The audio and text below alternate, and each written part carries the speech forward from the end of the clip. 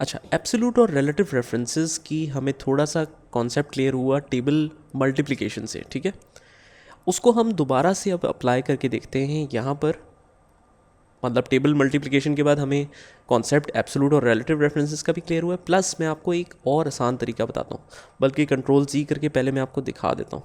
देखिए, जब मैं सम इफ्स लगाता हूँ तो ये ज़्यादा मुश्किल देखने में इसलिए लग रहा होता है कि जी क्राइटेरिया रेंज को फिक्स करने का भी चक्कर है, और इसको भी रेंज को फिक्स करना है, तमाम रेंजेस को भी फिक्स करना है और सेल्स को भी फिक्स करना है, तो फिक्सिंग बड़ी मुश्किल और बड़ी लंबी लगती है, और साथ में फॉर्मूला भी थोड़ा सा मुश्किल लग रहा है। तो इसको आसान बनाने का एक तरीका है, मैं इसको डिलीट कर देता हूँ।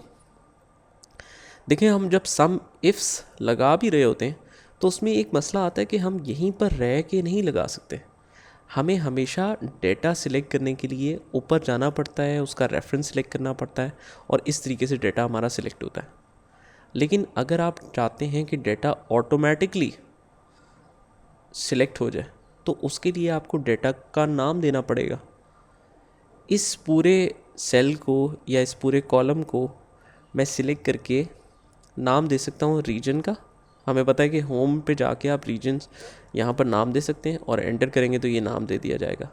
लेकिन अगर मेरे पास काफ़ी सारे रेंजेस हैं, अभी तो 3 है, बहुत ज़्यादा भी हो सकती हैं, 30 भी हो सकती हैं, तो अगर 30 के 30 कॉलम को मैंने नाम देना है तो मैं ऑटोमेटिकली भी दे सकता हूँ क्या?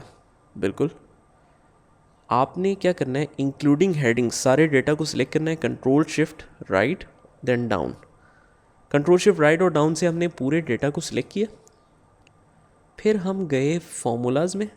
फॉर्मूलाज में एक ऑप्शन है कि क्रिएट करो नेम्स फ्रॉम सिलेक्शन।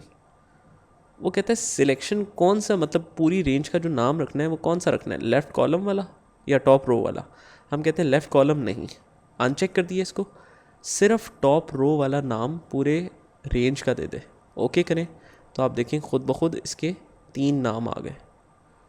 प्रोडक्ट ये पूरी है, सेल्स ये पूरी है, और रीजन्स ये पूरे हैं। ऑटोमेटिकली नाम हो गया। अब हमारे लिए कोई मसला ही नहीं कि हम जब सम इफ्स लगाएंगे तो 2 मसले हमारे हल हो जाएंगे। पहले ही एक तो रेंज का नाम दे दिया, तो रेंज का नाम जब दे देते हैं तो वो ऑटोमेटिकली फिक्स हो जाती है, और दूसरा हमें पीछे जाके डेटा सेलेक्ट भी नहीं करना पड़ेगा, तो बड़ा आसान हो जाएगा काम। देख लेते हैं कैसे। सम इफ्स सम रेंज, सम रेंज की कॉलम का नाम क्या है, सेल्स, तो हम कहते हैं सेल्स। ये देखें ऑटोमेटिकली उसने सेल्स सेलेक्ट कर ली है। कॉमा क्राइटेरिया रेंज 1, इसकी रेंज का नाम क्या है, इसकी हेडिंग का नाम भी रीजन्स ही था ना, तो हम कहते हैं इस तमाम रीजन्स में से वो रीजन्स खुद ही सिलेक्ट हो गए होंगे। ये देखें सिलेक्टेड नज़र आ रहे हैं ना। इसमें से हमें क्या चाहिए, ये वाला क्राइटेरिया। और क्राइटेरिया रेंज 2 क्या है, हम कहते हैं जी प्रोडक्ट्स। प्रोडक्ट में से क्या चाहिए, ये वाला क्राइटेरिया। दैट मीन्स कि अब देखें दिखने में भी कितना आसान लग रहा है फॉर्मूला। अब ऐसा लग रहा है कोई मसला ही नहीं है। सेल्स है, सेल्स में से रीजन का ये चाहिए और प्रोडक्ट का ये चाहिए। अब ये जो 3 हमने रेंजेस सिलेक्ट किए हैं, इसको फिक्स करने का तो इशू है ही नहीं। अब इसको तो सोचने की ज़रूरत भी नहीं है, क्योंकि जो चीज़ का नाम आपने दे दिया उस चीज़ की आपको टेंशन लेने की ज़रूरत ही नहीं है। हाँ, इसका नाम हमने नहीं दिया। इसका नाम हमने इसलिए नहीं दिया क्योंकि ये तो नीचे मूव होने, इसलिए नहीं दिया, ठीक है।